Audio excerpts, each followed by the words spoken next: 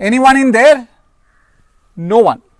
This is no surprise in Kerala, where vacant houses are dime a dozen. In fact, a tenth of all houses in Kerala are without occupants. Now connect that to the empty coffers of the Kerala government and you get the current Kerala story in the budget week. Migrant Malayalis, 1 million plus vacant houses, and now assessed by the state government for leaving houses vacant.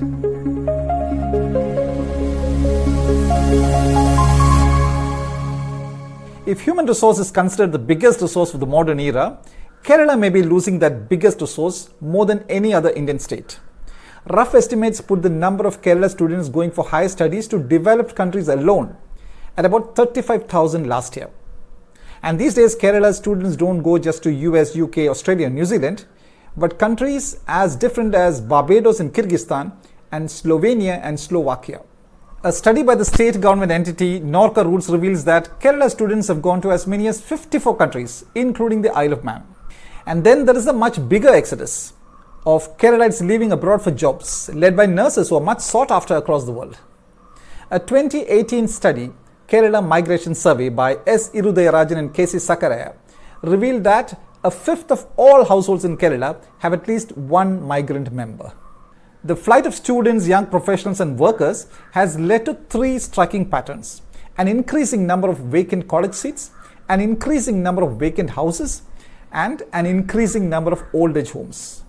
The last two are connected because elderly parents of migrant children cannot anymore stay alone in the majestic mansions built out of remittances. The New Indian Express reported recently of more than 4,000 seats lying vacant in science streams alone in Kerala's undergraduate courses. And engineering education presents a more acute picture. Of the 51,000 odd engineering seats in the state, 23,000 are lying vacant. When college students and young professionals and workers leave the state, it leads to the next problem: vacant houses. Remittance-rich Kerala has seen a spurt in house construction over the past 2 decades with dollars and dirhams, but now with young professionals and students leaving, those same houses are lying vacant. Between 2001 and 2011, the number of houses in Kerala shot up by nearly 20% to 11.2 million houses, and that for a population of only 35 million. Now that most of those houses are lying vacant, the cash-strapped state government decided this week to extract money from those who leave houses vacant.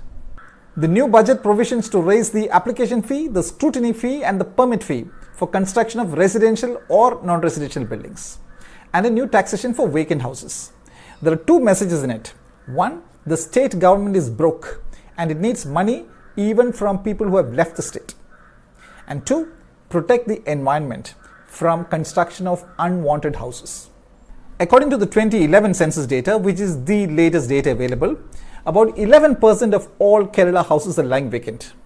In other words, about 1.2 million vacant houses in the state.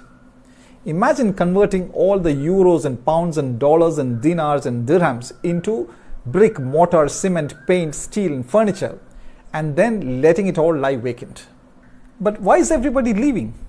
Different surveys have shown a list of reasons: lack of jobs, poor higher education quality, corrupt and inefficient government officials, comfortable living conditions abroad, moral policing, peer influence, poor physical infrastructure, and frequent strikes and hartals.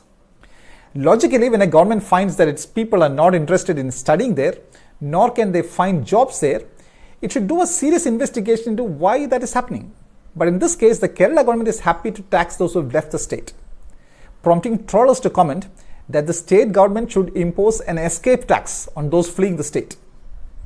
Last week, I was at a get-together at a house in Pala in Kottayam district, constructed sometime in the 1880s, 140 years ago.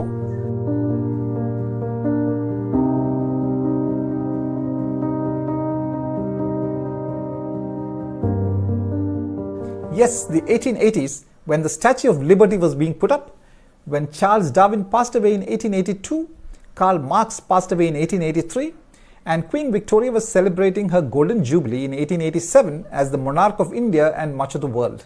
Through those 140 plus years since then, this family has had 5 generations, and the house has often seen 50 or more people staying at the same time. Like numerous other families in Kerala, this house now has only 2 residents, 75-year-old Alex Kurian Nyavalli and his wife Philomena. Their daughter is in London and their son in Mysore. One consolation, at least this house is not vacant for now. Two patterns are clearly evident in God's country, Kerala. The state is aging fast. The state is getting dotted with ghost houses. The Kerala government can hope to collect a cess from the ghosts. With typical humor, the Malayali may retort, "No, we won't pay a cess. These houses aren't vacant. There are ghosts in them." Let me leave you with an interesting tidbit about the international outlook of Keralites and the international interest in Kerala. It was in 1872 the German missionary, scholar and linguist Hermann Gundert, who lived in Kerala's Thalassery for about 20 years, made the first Malayalam English dictionary. 151 years after that, in 2023, it would be good for Germans to keep a German Malayalam dictionary handy to converse with the hundreds of thousands of Keralites migrating into Germany, beginning with the Kerala nurses in the 1970s.